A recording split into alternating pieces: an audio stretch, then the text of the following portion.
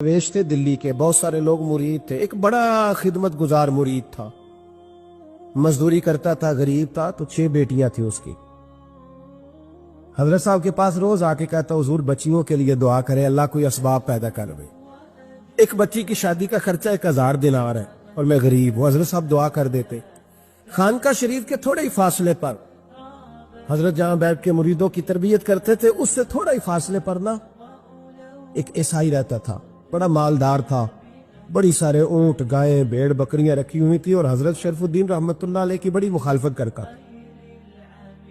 اور یہ جو آپ کا غریب مرید تھا، یہ اس کا پڑوسی تھا، ایک دن بلا کے نا ان کو کہنے لگا کہ تو کدھر جا کے جو ہے وہ ٹکرے مار رہا ہے، وہاں سے کچھ نہیں ملنے والا، وہ تجھے کیا دیں گے جن کی خانقاہ خود چندے پہ چلتی ہے، مدرسہ چندے پہ چلتا ہے، مسجد چندے پہ چلتی ہے، تیری بیٹی کا معاملہ کہاں حل ہوگا؟ تو اس درویش نے کہا کہ تو میرے پیر کو نہیں جانتا، تو اجے میرا محبوب نہیں ڈٹھا، تو پتہ نہیں نا، تو اس رستے کا مسافر نہیں، تو نہیں جانتا، ان کا بس چلے نا تو وہ ہر قیمت میں میری بیٹیوں کی شادی کرا دے۔ اب وہ عیسائی تھا، کہنے لگا اچھا چلو ٹھیک ہے، اگر اتنی بات ہے نا تو جاؤ ان سے جا کے کہہ دو کہ 6 سال کے لیے میرے ساتھ معاہدہ کر لیں، اور میرے جانوروں کو چارہ ڈال دیا کرے، 6 سال ڈیوٹی کرے، میں 6000 دینار دے دیتا ہوں۔ وہ میرے ساتھ 6 سال میرے جانوروں کو چارہ ڈالے رکھتے ہیں نا، اب چارہ ڈالنے کے لیے ایڈوانس پیسے دے کے، اب تو لوگ انہیں بھی غلام ہی بنا لیتے ہیں، بڑی تھوڑی تنخواہ دیتے ہیں، ظلم کرتے ہیں، پورا معاوضہ نہیں دیتے۔ حضرت شیخ شرف الدین کے بارے میں وہ کہنے لگا جو اپنے پیر سے جا کے کہے کہ میرے جانوروں کو 6 سال چارہ ڈالے، میں 6000 دے دیتا ہوں، تو جو کہتا ہے ہر قیمت پہ جانے کو تیار ہے۔ اس نے جب یہ بات کی تو مرید نے ناراض ہو گیا، وہ لڑائی ہو گئی، گریبان پکڑ لیا، جھگڑا ہوا، بات بڑی دور گئی۔ اس طرح کی بات کرتا میرے حضرت کے بارے میں، میرے جیسے کئی میں وہاں کام پہ رکھا دوں۔ جب وہ بڑی بحث ہوئی، بات محلے میں، علاقے میں پھیل گئی، دنیا نے سن لی، تو شیخ شرف الدین تک بھی پہنچ گئی۔ اس طرح جھگڑا ہوا ہے، لوگ سو گئے عشاء کی نماز کے بعد۔ حضرت صاحب نے نا سر پہ کپڑا لیا، اس عیسائی کے دروازے پہ دستک دی، وہ باہر آیا، فرمانے لگے لوگ تو سوچ سمجھ کے ملازم رکھتے ہیں، تو نے بھی تو سوچ ہی لیا ہوگا، تبھی تو مجھے آفر کی ہے، تو اپنی آفر پہ قائم ہے، واقعی مجھے رکھ لے گا اور 6000 دینار دے دے گا؟ کہنے لگا جا بابا کام کر اپنا۔ فرمایا نہیں، تو نے اتنے لوگوں میں بات کی، اتنی بحث ہوئی، تو قائم ہے؟ کہنے لگا میں تو قائم ہوں، پر آپ نے نہیں قائم رہنا۔ فرمایا میں سوچ سمجھ کے آیا ہوں۔ اس نے کہا آپ ڈیوٹی کریں کہ بھینسوں کو چارہ ڈالیں گے؟ فرمایا ایک شرط، بس جب اذان ہو جائے نا تو مجھے رب کی نماز پڑھنے کی اجازت دے دینا، باقی صبح و شام جو تو کہے گا۔ اگر اس غریب کی بیٹیاں بیائی جائیں تو مجھے اور کیا چاہیے، اس کی 6 بیٹیوں کا بوجھ ہے اس کے سر پہ، تو مجھے رکھ لے۔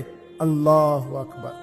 وہ کہنے لگا چلے پہ میرے ساتھ خط بندگی کر لے، آج کل ہم اسٹام کرتے ہیں، اس زمانے میں خط بندگی ہوتا تھا، غلامی کا خط، قاضی شہر کے پاس، یعنی اس کا خیال تھا کہ چلو اسٹام کی بات کروں گا تو بھاگ جائیں گے۔ فرمایا چل میں تیار ہوں۔ قاضی تک گئے، طے ہو گیا، 6000 دینار دے دیے۔ حضرت نے مرید کو بلایا، فرمایا پتر یہ لے جا میری بیٹیوں کو روانہ کر دے۔ کہنے لگا حضور یہ کیا کر رہے ہو آپ، کچھ سوچیں۔ فرمایا یار جب تجھے بیٹا بنا لیا تو پھر میری پوتیاں تو لگتی ہیں نا، میرا حق تو بنتا ہے نا، جا کے ڈیوٹی کر، ان کو بیاہ دے۔ بات پھیل گئی، بادشاہ بھی عقیدت مند تھا، وہ 12000 دینار لے کے پہنچا۔ کیا بتاؤں ان رب کے بندوں کا دل کیسا ہوتا ہے، کیا درد ہوتا ہے، کیا رنگ۔ 12000 دینار لے کے بادشاہ آیا اور آ کے حضرت کو پیش کیے کہ حضور آپ دے اس عیسائی کو ڈبل دے اور جائے کام کرے۔ آپ فرمانے لگے تو پیسے دے، شرطیں نہ لگا، میرا جہاں دل کرے گا میں خرچ کروں گا، مجھے تو مزہ ہی اب آنے لگا ہے، ابھی تو لطف آ رہا ہے، ابھی تو ذائقہ آیا ہے کچھ کرنے کا، پیسے دینے ہیں تو دے، پابندی نہ لگا، جہاں میرا دل کرے گا میں۔ اس نے کہا حضور ٹھیک ہے رکھ لے۔ حضرت نے فجر مسجد میں پڑھی، جیب میں 12000 دینار تھے، اعلان فرمایا بھی کسی اور کی بیٹی بھی بیٹھی ہے تو پیسے میرے پاس ہے۔ وہ 12000 دینار بھی بانٹ دیا، اور 12000 دینار بانٹ کے نا تو پھر چلے گئے کھیت میں چارہ کاٹنے۔ اس عیسائی کو کسی نے بتلایا کہ ان کے پاس تو 12000 آیا ہے، پر تجھ سے جان نہیں چھڑائی انہوں نے، کہ وعدہ یہ ہوا تھا کہ 6 دیں گے تو جائیں گے، جب تک دیں گے نہیں تیرے گھر میں کام کریں گے۔ وہ نا چارہ کاٹ رہے تھے، حضرت صاحب تو وہاں پہنچ گیا، دور جا کے کھڑا ہو گیا، کہنے لگا بابا پہلے تو میں نے مسلمانوں کے اخلاق سنے تھے، اب تو میں نے دیکھ بھی لیے، پر یہ بتا جب 12,000 آیا تھا تو جان کیوں نہیں چھڑائی؟ تو حضرت چارہ کاٹتے کاٹتے رو پڑے، فرمانے لگے تو نہیں نہ جانتا یہ بیٹیاں سانجی ہوتی ہیں، پتہ نہیں نا، میرے رسول پاک نے تو حاتم تائی کی بیٹی کے سر پہ کپڑا رکھ کے کہا تھا بیٹیاں برابر ہوتی ہیں، تو یہ نہیں پتا جب اس کی 6 بیٹیوں کی شادی ہوئی ہے میرے اندر روحانیت کتنی بڑی ہے۔ فرمایا پھر 12,000 آیا ہے تو 2-4 بچیاں پھر گئی ہیں، تجھے نہیں پتا میں اندر سے راضی کتنا ہوں، میں تیری نوکری کرتا رہوں گا، پتہ نہیں اللہ کتنی بیٹیوں کو بیاہ دے گا۔ اتنا رویا وہ عیسائی کے پیروں میں بیٹھ گیا، کہنے لگا بابا میں نے تیری مخالفت کی ہے پر تیرے قریب آ کے پتہ چلا ہے کہ تو بہت ان کے اخلاق کا مالک ہے، اور اگر تیرا یہ مقام ہے تو تجھے اخلاق سکھانے والے محمد عربی کی شان کتنی ہوگی۔ حضرت عائشہ صدیقہ رضی اللہ تعالیٰ عنہ فرماتی ہیں ایک عورت تھی اور اسے نبی پاک صلی اللہ تعالیٰ علیہ وسلم نے وہ کلمہ پڑھ کے مسلمان ہوئی، مدینہ طیبہ آ گئی تو حضور نے مسجد نبوی شریف میں اس کے لیے مکان، ایک سادہ سا کمرہ ساتھ مسجد کے بنوا دیا، وہیں رہنے لگی۔ اکثر وہ سیدہ طیبہ کے پاس آتی تو حضرت عائشہ صدیقہ رضی اللہ تعالیٰ عنہ فرماتی ہیں وہ بڑی باتیں سناتی اور آخر میں کہتی وہ ہار والا دن بھی بڑا عجیب دن تھا اور میرے رب کی قدرتوں کا دن تھا، وہ بھی بڑا عجیب دن تھا۔ سیدہ عائشہ صدیقہ رضی اللہ تعالیٰ عنہ ایک دن فرمانے لگی کہ تو ہار والے دن کا بڑا ذکر کرتی ہے، وہ کیا دن تھا؟ تو خاتون کہنے لگی اماں جی وہ دن تھا جب میرے رب پر بھروسہ اور مضبوط ہو گیا، جس دن میرا اپنے رب پر توکل اور بڑھا، میرے ایمان میں یقین میں اور پختگی آئی۔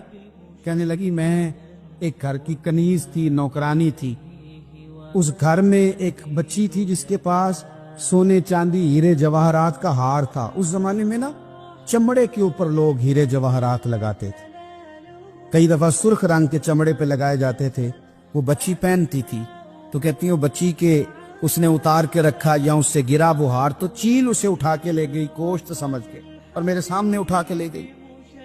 گھر والوں نے مجھ سے پوچھا، یہ بخاری میں موجود ہے، گھر والوں نے پوچھا مجھ سے کہ وہ ہار کہاں ہے تو میں نے کہا چیل اٹھا کے لے گئی۔ گھر میں کچھ چوری ہو جائے تو سب سے پہلا الزام کس پہ لگتا ہے؟ ملازمین پہ۔ کہتے انہوں نے مجھے بڑا مارا، بڑی تکلیف تھی، حتیٰ کہ میری شرمگاہ تک کی تلاشی، میری عزت اتنی خراب کی میں بتا نہیں سکتی۔ میں نے اپنی زندگی میں ایک واقعہ دیکھا، ایک امیر گھر میں چوری ہو گئی، ملازم کو اتنا مارا کہ وہ چارپائی پہ پڑ گیا، پولیس والوں سے اتنی مار پروائی گئی کہ وہ بیچارہ چارپائی پہ پڑ گیا، اور پھر وہ اتنا بیمار ہوا اور کچھ دنوں کے بعد پتہ چل گیا کہ چور تو اپنا بیٹا ہے ان کا، پھر اس کا انتقال ہو گیا۔ اب وہ سیٹھ صاحب اور گھر والے آ کے مرنے والے کے کان میں معافی مانگ رہے ہیں، کان میں۔ تو میں نے ان سے پھر کہا تھا کہ یہ تو اب چلا گیا ہے، تمہارا زور چلتا تھا نا تو تم نے قانون خریدا اور تم نے اسے جتنا ہو سکا تم نے اسے مار پڑوائی، تمہارے پاس جو عدالتیں تھی تم نے وہاں کاروائی کی، اب ایک عدالت قیامت کے دن لگے گی۔ یہ کمزور تھا نا، کچھ کر نہیں سکا۔ میرے نبی پاک صلی اللہ علیہ وسلم نے فرمایا سن لو، اگر سینگ والی بکری نے بغیر سینگ والی بکری کو تکلیف دی ہوگی نا تو قیامت کے دن اسے بھی بدلہ دینا پڑے گا کہ تیرے پاس سینگ تھے اور تو نے اسے مارا تھا۔ وہ خاتون عرض کرتی ہے سیدہ عائشہ کی خدمت میں کہ مجھے بڑا مارا، مجھے تکلیف دی، میں کہہ رہی تھی کہ میرے سامنے چیل لے گئی ہے پر وہ نہیں مان رہے تھے، اماں جی انہوں نے مجھے بڑا مارا۔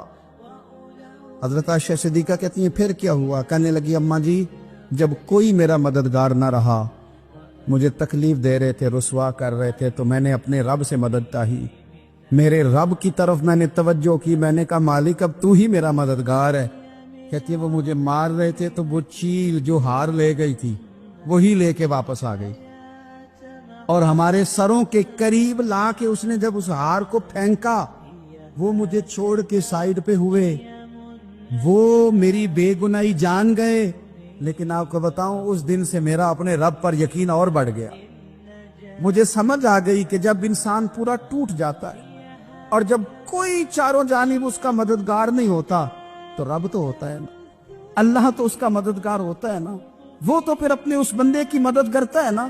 پھر وہ تو توانائی دیتا ہے نا، وہ تنہا نہیں چھوڑتا، وہ تو آنسوؤں والوں کے آنسوؤں پہ بڑا کرم فرماتا ہے، وہ تو قسم پرسی میں آ جاتا ہے، اس کی رحمت بڑھ کے استقبال کر لیتے۔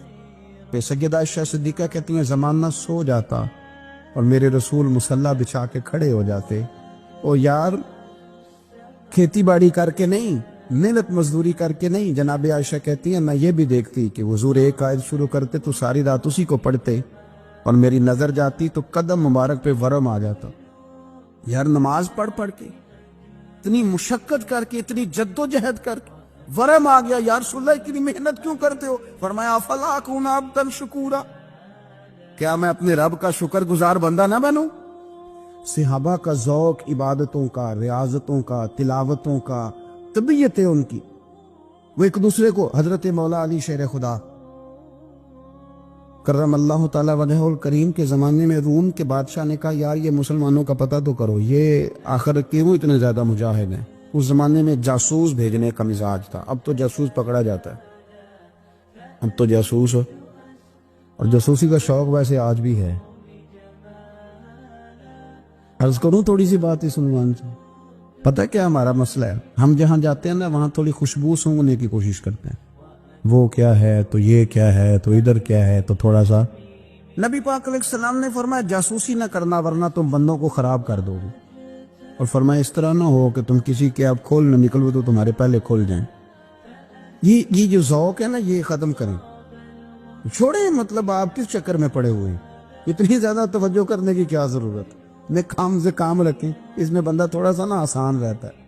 یہ جو بہت زیادہ ٹٹولنے والے لوگ ہوتے ہیں نا وہ بےچارے پھر عمر ٹٹولتے ہی گزار دیتے ہیں، اس لیے کہ مزاج ہی بہت پکا ہے، بوری کا منہ کھول کے اندر تک ہاتھ ڈالنا، تو پھر کئی دفعہ سامنے سے بچھو بھی لڑ جاتا ہے، خرابی ہوتی ہے۔ تو جاسوسی کی جاتی تھی، اس نے بھی جاسوس بھیجے کیونکہ قبیلوں کے لوگ تھے، کچھ مسلم کچھ کافر، پہچانے نہیں جاتے تھے لوگ، تو کچھ لوگ اس نے بھیجے، انہوں نے آ کے نا تحقیق کی، ریسرچ کری کہ آخر ماجرا کیا ہے، تو واپس جا کے انہوں نے رپورٹ دی نا روم کے بادشاہ کو۔ اس رپورٹ کا ایک جملہ بڑا شاندار ہے، وہ کہنے لگا بادشاہ ہمیں مسلمانوں کی کوئی سمجھ نہیں آئی، ہمیں کوئی سمجھ نہیں آئی۔ انہوں نے کہا بھئی کیوں نہیں سمجھ آئی؟ کہنے لگے یار عجیب بندے ہیں، جب رات مسلح پہ بیٹھتے ہیں تو یوں لگتا ہے ان کا دنیا سے رشتہ ہی کوئی نہیں، کوئی کسی کو نہیں جانتا، کوئی اپنے دکھ سنا کے رو رہا ہے، وہ اپنی بات کر کے رو رہا ہے، لگتا ہے کہ ان کا کوئی رشتہ ہے ہی نہیں جب مسلح پہ بیٹھتے ہیں۔ اور فرمایا جب سویرے یہ جہاد کرنے نکلتے ہیں تو لگتا ہے ان سے زیادہ دلیر ہی کوئی نہیں۔ حالانکہ جو مسلحوں پہ رونے دھونے کے لوگ ہوتے ہیں وہ کئی دفعہ جہاد میں کام نہیں کرتے، لیکن عجیب لوگ ہیں کہ رات کے راہب ہیں، دن کے مجاہد ہیں، کوئی سمجھ نہیں آتی۔ میرے عزیز ان لوگوں نے مسلح آباد کر کے رکھا، تلاوتیں ان کا ذوق رہی، منظر روز پڑھنا، اسباق پڑھنا، وظائف پڑھنا، یہ ان کا ذوق رہا۔ اعلیٰ حضرت بریلوی رحمت اللہ نے 1000 کتاب لکھی ہے، لیکن الوظیفۃ الکریمہ کے نام سے جو وہ صبح و شام وظائف پڑھتے تھے وہ الگ انہوں نے ان کو بیان کیا، پابندی کے ساتھ اپنی اللہ اللہ کرتے۔ شیخ شہاب الدین سہروردی رحمت اللہ علیہ، اس پر ایک بندے نے اعتراض کیا، اس نے کہا جی آپ کس قسم کے صوفی ہیں، مرید بیٹھے ہیں اور آپ وہاں نفل پڑھ رہے ہیں؟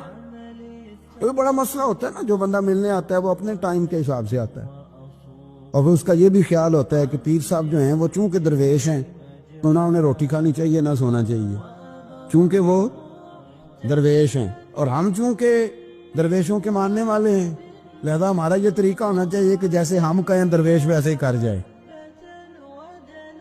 حالانکہ جس کو آپ درویش کہیں گے آپ اس کی مانیں گے، آپ منوائیں گے نہیں، ہمارا مزاج ہوتا ہے۔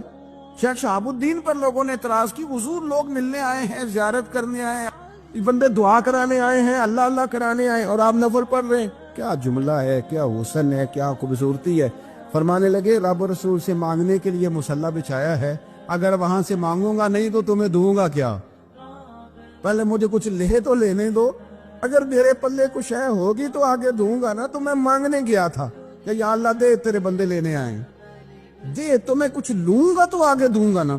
لیکن ہمارا یہ سٹیٹس، یہ مزاج، یہ شعور نہیں ہے۔ گپیں، کہانیاں، داستانیں، گفتگو، خطابت، واز، کیا بات، لیکن اگر کچھ کرنے کا کام ہو تو وہ نہیں ہم سے ہوتا۔ میرے نبی کریم علیہ الصلوۃ والسلام نے مصلی سے